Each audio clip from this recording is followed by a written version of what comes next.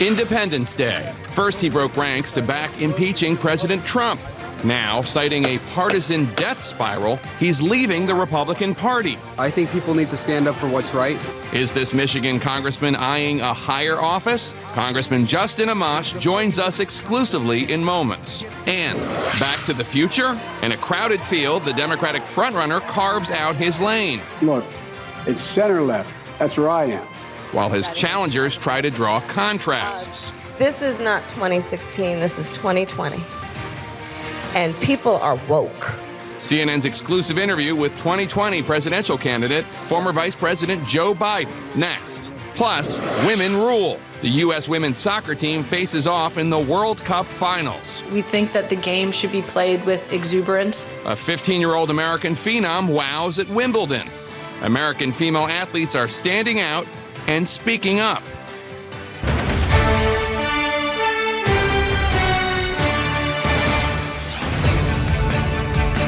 Hello, I'm Jake Tapper in Washington, where the State of our Union is celebrating our nation's independence. We have a lot to get to this morning, including a new expression of regret from 2020 frontrunner, former Vice President Joe Biden. But we begin this week with a new declaration of independence, a sitting Republican congressman announcing he is leaving the Republican Party. In an op-ed released on the 4th of July, Congressman Justin Amash writes, quote, "I've become disenchanted with party politics and frightened by what I see."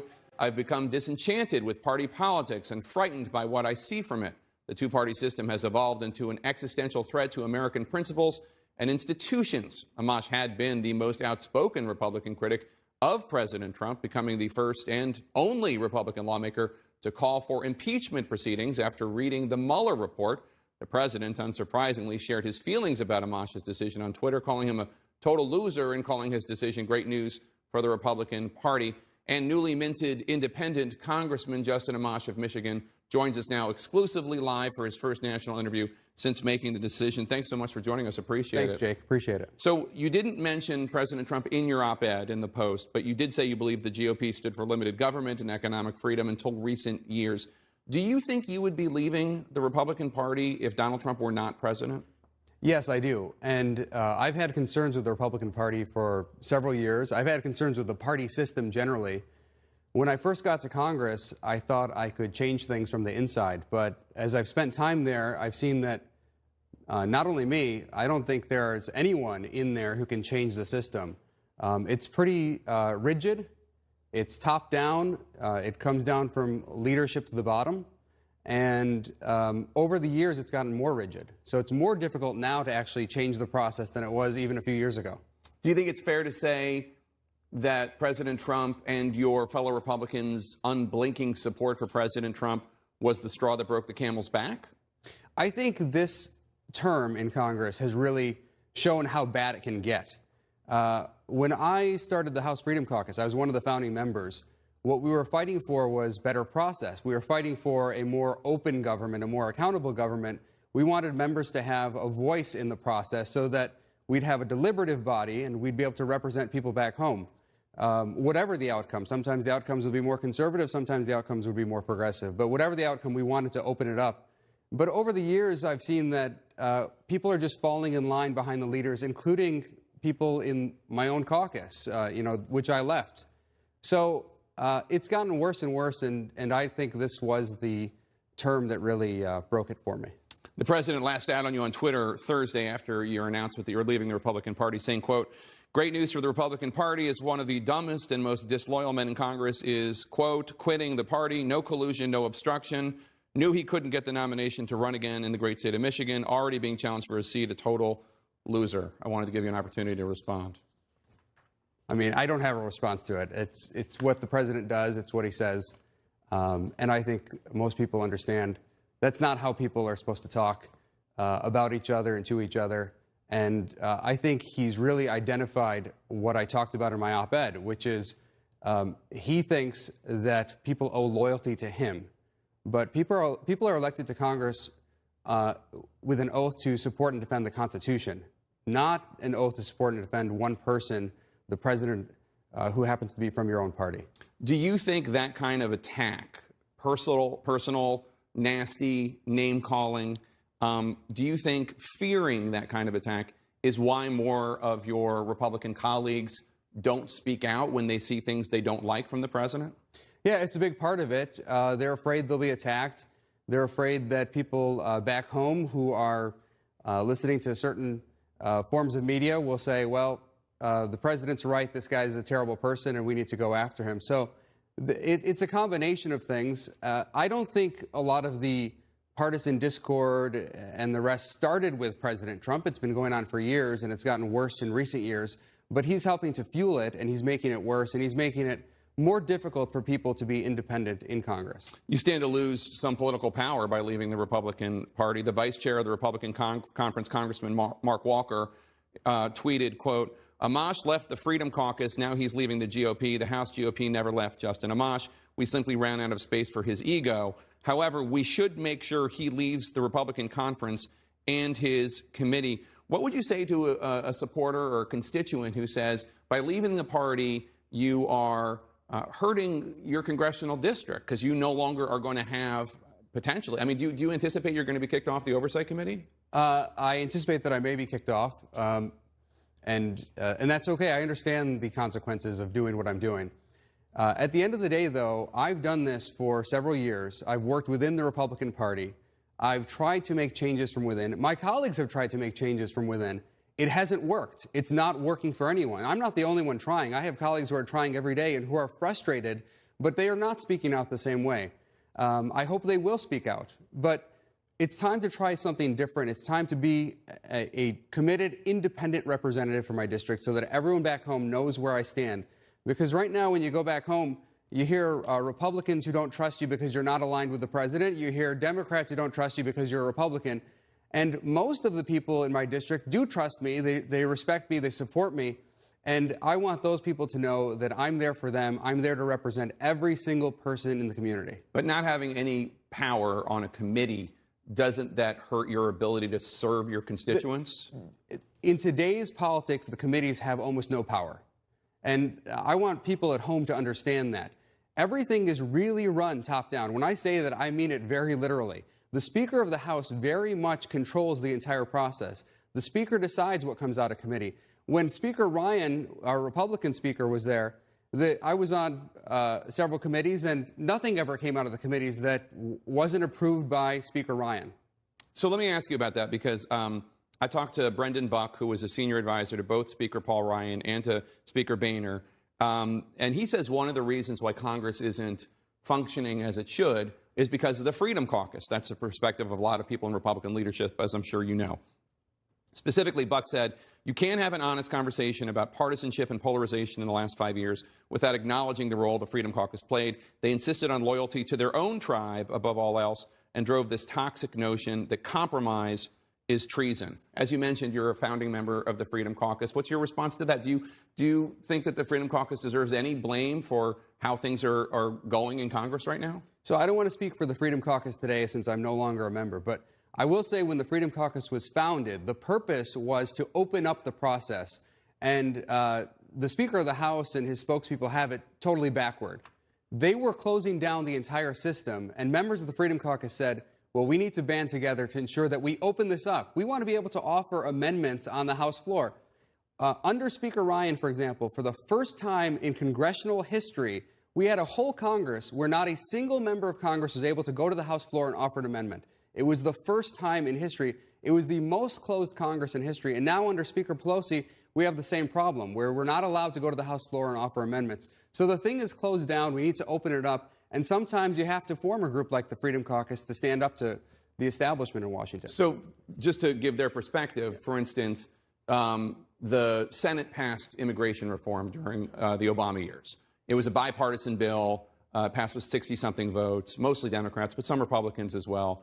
Speaker Boehner wouldn't even bring it up. And they say it's because the House Freedom Caucus would insist on you can't bring up any legislation unless you know that a majority of Republicans are going to support it. And for that reason, there wasn't a free and open process. And well, that was never the philosophy of the Freedom Caucus. The Freedom Caucus was about opening up the process. I can't speak for individual members who may have felt that way. But the Freedom Caucus was about opening up the process and ensuring that the Speaker allowed us to offer amendments, allowed us to offer suggestions, because it's supposed to be a deliberative body. We're not just supposed to take things and pass them. we're supposed to debate and represent the American people. You've said that people turn into, quote, zombies when they come to Washington because they're telling you things privately that are different than what they say publicly. What are you hearing from fellow Republicans privately, obviously you don't have to mention their names, about your decision and about being a Republican member of Congress in the Trump era? Well, I get, people sending me text messages, people calling me saying, thank you for what you're doing, great op-ed. When I was discussing impeachment, I had fellow colleagues and other Republicans, high-level officials, contacting me saying, thank you for what you're doing. So there are lots of Republicans out there who are saying these things privately, but they're not saying it publicly. And I think that's a problem for our country. It's a problem for the Republican Party. It's a problem for the Democratic Party when people aren't allowed to speak out. So I think we really need the American people to stand up and say, hey, enough is enough. We've had it with these two parties trying to ram their partisan nonsense down our throats week after week. We want a person to go represent us and be open and represent the entire community. Are you running for re-election as an independent to Congress? Yes, I am. You are, and you think you can win as an independent? Yes, I'm very confident about that. What about the possibility of your running for president as a libertarian or under some other ticket? I asked you about that 4 or 5 months ago, and you didn't rule it out. Is it possible you would run for president? I still wouldn't rule anything like that out. I believe that I have to use my skills, my public influence where it serves the country best. And I believe I have to defend the Constitution in whichever way works best. And if that means doing something else, then I do that. But I feel confident about running in my district. I feel a close tie to my community. I care a lot about my community. I want to represent them in Congress. When do you think you'll make a decision about a possible presidential run? Well, it's something people talk about all the time. It's not something that's right on my radar right now, so I couldn't tell you. What do you think about what does it feel like when you have, first of all, when I think you made your announcement about impeachment, and Donald Trump Jr. on Twitter basically threatened that he was going to support whoever primaried you. Then you announced that you're not running as a Republican. President Trump issues the tweet that he issues. This is the most powerful family in the country right now, and they're gunning for you. What does that feel like just as a person? Well, it doesn't scare me. I feel confident in what I do. I have people back home who support me. I have people back home who care about me. When I go back to my district, people are coming up to me and saying, thank you for what you're doing. People want open, honest representation. They want people to come to Congress and work with integrity. And what the president is doing is actually lowering the tone across the country. He's harming civil discourse. He's creating a lot of partisan divide. He's enhancing it. And I think that's very dangerous for our country, and I don't think a lot of people appreciate it. I think a lot of people put up with it because the economy is good right now. But I don't think they'd put up with it if things went south. So you've come out in support of impeaching, or at least beginning the proceedings of impeaching President Trump. You've said there's no point in formally bringing articles of impeachment right now because Speaker Pelosi doesn't support it. Is she making a mistake? Do you think that the Democrats should be starting impeachment proceedings based on the Mueller report, what's in there about potential obstruction of justice, which is the case you laid out? Yeah, from a principled, moral position, she is making a mistake. From a strategic position, she's making a mistake. If she believes, as I do, that there's impeachable conduct in there, then she should say so. She should tell the American people we're going to move forward with impeachment hearings and potentially articles of impeachment. When she says things like, oh, I think that we need to have the strongest case before we go forward, what she's telling the American people is she doesn't think there's a strong case. If she doesn't think that, then she shouldn't open her mouth in the first place and say she thinks there's impeachable conduct. I do believe there's a strong case. I believe she believes there's a strong case, and if so, she should move forward and make sure that the American people understand what's going on, because people at home aren't reading the Mueller report. Most people don't have time to read a 448-page report. They expect their members of Congress to do the work for them. They want Speaker Pelosi to do the work. They want other members to do the work. And if she doesn't want to go forward, then we're going to have a big problem. Last question. How many of your Republican colleagues do you think have actually read the Mueller report? I think it's probably less than 15%. And I'd say that's probably the case on both sides of the aisle. Do you think it's that once anyone reads it, they would reach the same conclusion as you? I think a large number of them would reach the same conclusion. There are some who could reach different conclusions. But when you look at the conduct in there, when you look at the evidence that's presented, I think basically anyone would be indicted for that conduct, anyone who is not the President of the United States. Congressman Justin Amash, independent of Michigan. Good to see you, sir. Thank you so much Jake. for joining us. Appreciate Appreciate it. Former Vice President Joe Biden is using President Obama's name to defend his record and character, and he's calling out his rivals for unfairly attacking him, he says. So why is he now saying he's changed? We'll hear from the former Vice President, and President Joe Biden attempted to defend his record, saying that he has changed since the 1970s and that he was vetted and selected by President Obama. That defense comes after weeks of criticism from his Democratic opponents who are suggesting the former vice president is out of touch on issues such as race. The vice president spoke exclusively with my colleague Chris Cuomo and tried to explain his position on voluntary school busing in the 1970s. If busing didn't work, then it made sense that you weren't for it back then. But why say you were for it? Well, why no, not just be straight about it and move on? Because there's three different pieces. I was for voluntary busing. Number one, I was for busing where the court showed that, in fact, a legislative body took an action preventing black folks from going to a school. That is de jure, I know you know, de jure segregation. The difficult piece is, this is 50 years ago, people don't understand the context. The third one is, do you have an administration, through their non-elected officials, the Department of Housing, decide every school should be equally balanced across the board? That's a different issue. And the way to deal with that problem is what I did from the time I was a kid. I got out of law school, came back, had a great job, became a public defender. I fought for putting housing in low-income housing in suburbia. I talked about eliminating redlining. I talked about school districts should be consolidated in ways that made sense. So, in fact, Why didn't you fight it like this in the debate? In 30 seconds? Hey, Come what on, man. happens most in a debate, Mr. Vice President? People blow their time cue. You're the only person I've ever seen on a debate stage say, I'm out of time. Well, we never had a place where you have 30 seconds, man. What I didn't want to do is get in that scrum. Do you think the American public looked at that debate, take me out of it, and thought, boy, I really like the way that's being conducted. They're really showing themselves to do really well. Come on, man. But they're going to come after you. Sure, they're going to come after Were me. you prepared for them to come after you? I was prepared for them to come after me, but I wasn't prepared for the person coming at me the way she came out. She knew Bo. She knows me. But here's the deal. What I do know, and it's the good and the bad news, the American people think they know me, and they know me.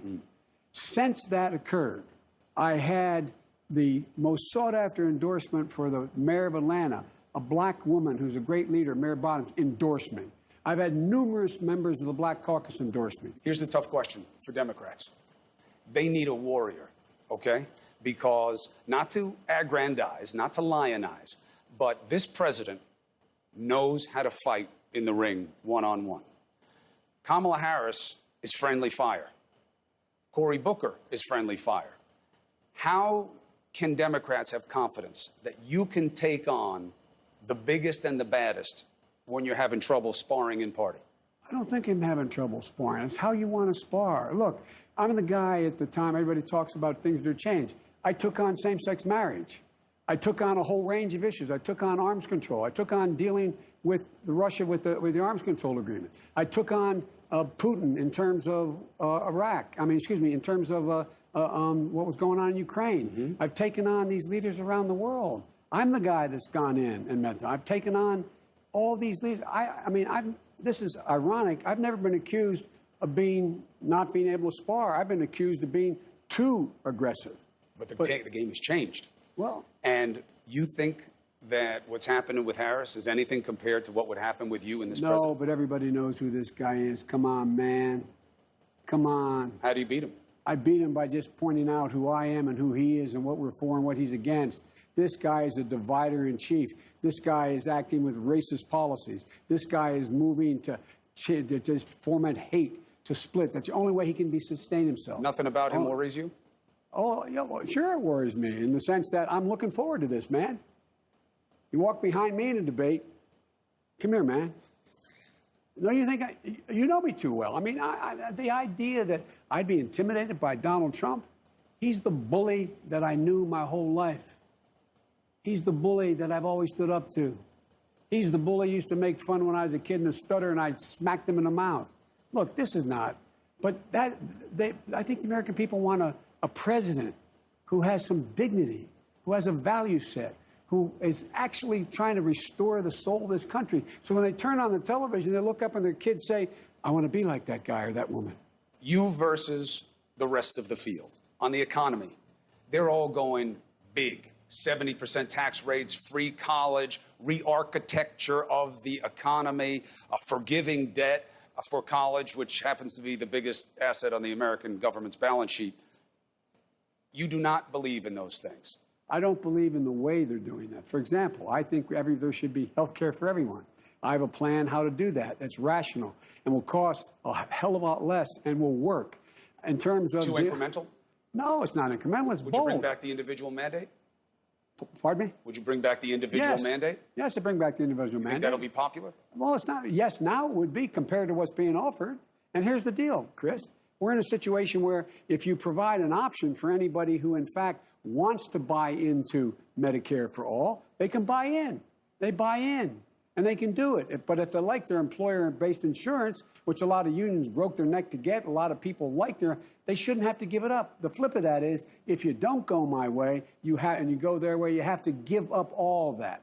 And what's going to happen when you have 300 million people landing on a health care plan? How long is that going to take? What's it going to do? How do you convince the party that these more advanced ideas, like all in on Medicare for all, that matter to them? Advanced. But they're popular in the party. Well, by the way, watch. That's what this election is about. I'm happy to debate that issue and all those issues with my friends, because guess what? Again, look who won the races. Look who won last time out. We had, and by the way, I think Ocasio-Cortez is a brilliant, bright woman, but she won a primary. In the general election fights, who won? Mainstream Democrats who are very progressive on social issues and very strong on education, health care. Look, my North Star is the middle class. When the middle class does well, everybody does well. What do you say to the people in party right now when polled who say, yeah, I like Joe Biden, but I think that his ideas are the old ideas. The new ideas, I see a Warren, I see a Sanders, I see a Harris. You poll lower than them. You poll lower than them on ideas for the future. What do you say to them? I say to them, take a look at my ideas. Take a look at my ideas. I haven't seen those polls. I haven't seen where people say, what I've seen around the country is the vast majority of Democrats are where I am on the issues. We've got to be aggressive. And they're big ideas. The big idea on education, on health care, on dealing with the environment. I mean, it's just, I love how, all of a sudden, I wish I'd been labeled as moderate when I was running in Delaware back in the days when it was... 80% of your party says it's center-left. No, I am center-left. Farther left is getting more attention. It's getting amplified. It is. Look. It's a disconnect. Look, it's center-left. That's where I am. Where it's not is way left. Now, look, but that's what we can find out. That's what this debate is about. Next up, Senator Kamala Harris is... I'll give the impression to people that I was praising those men who I successfully opposed time and again. Yes, I was. I regret it. Let's just be really clear. This is not 2016. This is 2020. And people are woke. The former vice president expressing regret yesterday about comments about working with segregationists in the Senate early in his career. But are Democratic primary voters too woke to ultimately back Biden in 2020? Let's discuss. Dr. Al-Sayed, let me start with you. What do you make of it all? Look, I think we're starting to see not just an ideological rift in the party, but really a generational rift in the party. And you've got folks like Joe Biden who cannot actually go back and say, look, when I was working with some of those folks, I was wrong on issues that were called out.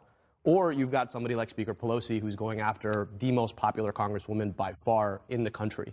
And you're starting to see... Ocasio-Cortez. Ocasio-Cortez. So you're starting to see this generational rift wherein you're seeing this old school politics where not everything was caught on camera, not everything was, access to a cell phone or tweeted.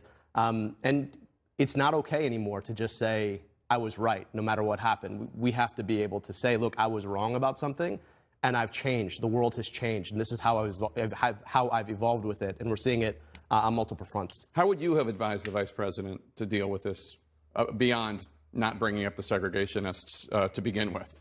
Well, I think I would have advised him to do this several months ago. And there were a couple of things he could have done years ago, including calling Anita Hill. But we are where we are. I think his advisors, and I know his advisors were telling him for months, this is going to be a hard race. People are going to come after you because you're going to be the front runner.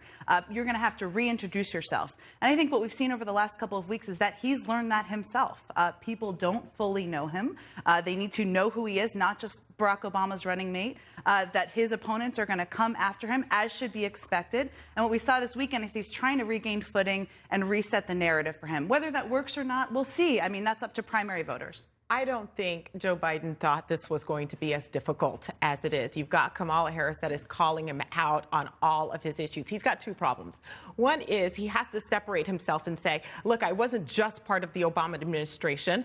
I was actually a leader there. I mean, these are my proposals. He's got to talk about what he is going to do. And on the other end, the things that he actually did independently, he's apologizing for. He's saying, look, I was wrong. I was wrong on this. I was wrong on that. And at some point, people think, and people know that a great indicator of what you're going to do in the future is what you've done in the past. And you've got to figure out, if you're apologizing for all of the things that you did independently, I mean, how are you going to be a different leader? And I think he's struggling with that. So I want to ask you, Scott, because one of the things that I wonder about is President Trump in the 70s, when Joe Biden was working with these segregationists and opposing busing, et cetera, President Trump was being sued by the U.S. government for discriminating against African Americans in housing. So it's not as though he has a shiny record on these issues either. But he's out there on Twitter today attacking Joe Biden for segregationists. Yeah, and I think the president thinks his record on criminal justice reform matches up well against Joe Biden's record on the crime bill. And he thinks his leadership on this issue in the modern era is going to be a nice contrast to what Biden did in his career. And I think you're going to see the president's campaign continue to drive that.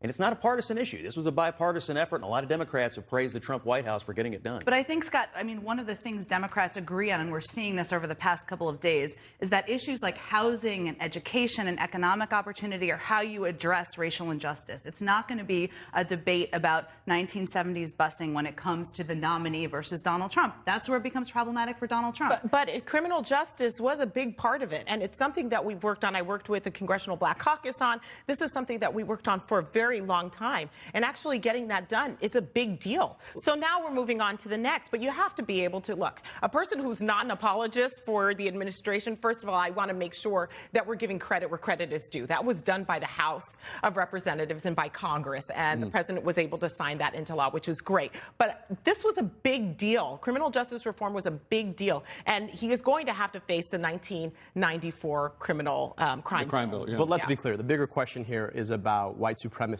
You've got a president who has no legs to stand on, actively discriminating against people of color in his own apartments. I mean, there is no world where you can look at this crime reform, which, like you said, is an accomplishment of the House of Representatives, and say that the Trump White House got it done. No, I'm sorry. Joe Biden, I agree as far with as that. it goes, I mean, different strokes. So we made everybody in the media world made a big thing out of the other day when President Trump refused to endorse Vice President Pence for president in 2024. Take a listen to Michelle Obama yesterday talking about the primaries.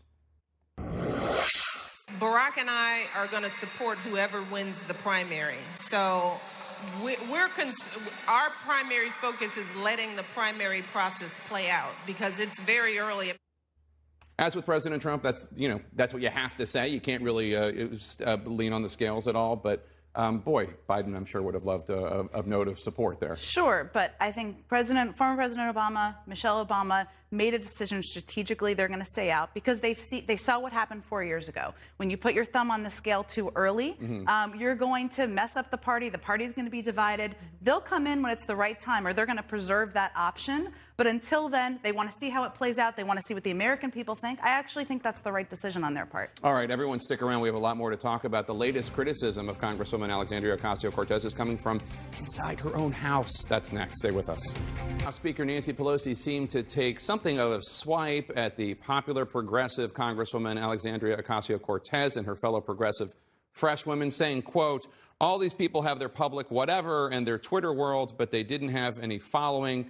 They're 4 people, and that's how many votes they got. If the left doesn't think I'm left enough, so be it. Dr. Al-Sayed, what do you think? What's your response there? The world is changing, and what you're seeing both with Pelosi and Biden is the way that the system of politics corrupts the best intention of politicians. If the only people you're talking to are the folks who are paying $1,000 a pop to talk to you at a dinner, you're going to get a very skewed picture of what the system of our politics or the situation of our politics looks like. And I'll tell you that AOC is a lot closer to the ground and what Democrats are talking about right now.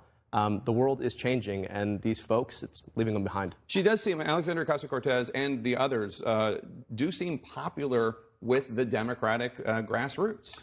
That's true, and they deserve credit for bringing some excitement to Washington and what's happening here that hasn't happened in some time.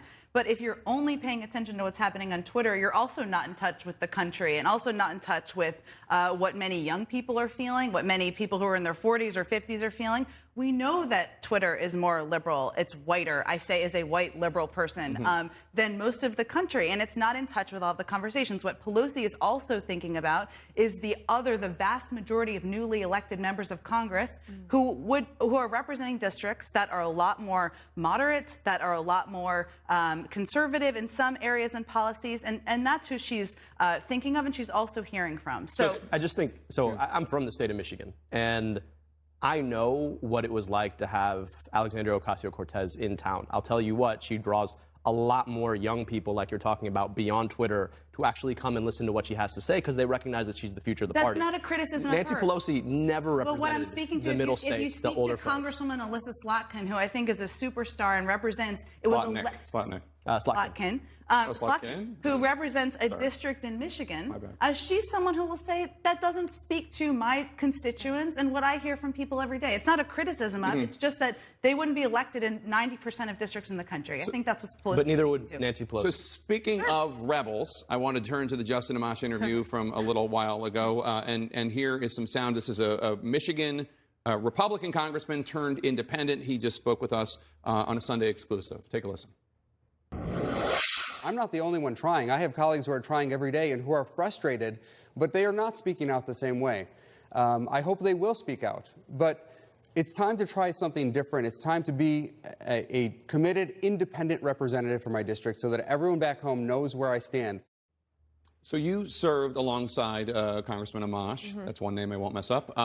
What do you make? Do you think he made the right decision becoming an independent? Well, first of all, he is not doing anything that he has not done in the past. He likes being on his own. He loves being a person that'll make a bold statement and vote with Nancy Pelosi most of the time if he feels like that's going to shake up the process. There are two areas where I wanted to discuss really quickly. One is where he says he is absolutely right when he says that the administration demands 100% loyalty and they won't give it back. And so that area I agree. But where he's actually leaving the party and thinks that he's actually going to be able to change the process from being one person in his own caucus speaking to himself, it's unrealistic to think that you're going to change anything. What you have to do is put yourself in uncomfortable situations, go and speak to people that you don't agree with and see if you can have a dialogue that'll change other people's minds. You can't do that on your own. What a burden it must be to be the smartest person in a room full of 435 people. He says he went to the Freedom Caucus and tried to change things and no one would listen. I went to my committee hearings and no one would listen, and now I'm just going to leave everything. I didn't think it was possible for him to be more irrelevant in Congress, but he found a way. The reality is, with his voting record and his views on the president, he could not win a Republican primary in Michigan. This was not born out of principle. This is born out of political expediency, and he's going to run for re-election maybe, unless he runs for president. But the fact is, this guy has never been able to work with others. He's never affected change on behalf of his district. And to go and blame everybody else, to me, strikes me that the people of Michigan might want somebody else. You're from Michigan. What do you think? I mean, look, let's not forget how this all started. He actually read the Mueller report, and he realized what almost all of us have realized is that this individual who's serving in the White House is unfit to serve and has probably committed impeachable offenses and was the only person with any guts on the Republican side to say it. And at this point, yes, the party's probably pushed him out, but that's also because I have no clue why. But why is it that Republicans have not been able to stand up and say that the things that are coming out of Donald Trump's mouth are wrong? That's wrong. You're They're absolutely incorrect. wrong because there have been. There have been. I've said it. There are other people that have said it. They have been. And the ones that have actually said it have been targeted. So just let's make sure that. And this, by the way, this didn't start with the Mueller report, by the way. Let's go back. His voting record has been out of step with the rest of the House Republican Conference since the moment he got there. He's been one of the least likely people in the House Republican Conference to support the current Republican agenda. This didn't start with a Mueller report. That's a convenient excuse these days. But he's been out of step with his own party for a long time. What I don't think Justin Amash is going to be president, and I don't know what his future is. And I thought that he's kind of rewrote the House Freedom Caucus history there, but it doesn't matter too much. But what I did think was interesting was him saying that people say things quietly. We hear this all the time from people who are reporting on it. Republicans express concern about President Trump quietly. They say, oh, I can't believe he's doing this quietly. They are not outspoken about it. They aren't courageous when they're voting. We've seen that. That's a good point, interesting point. I wish more people would follow him and be more vocal. He can do that, but do you have to leave the Republican Party? I mean, do you believe in the platform, and do you believe in the principle? Because I've said this.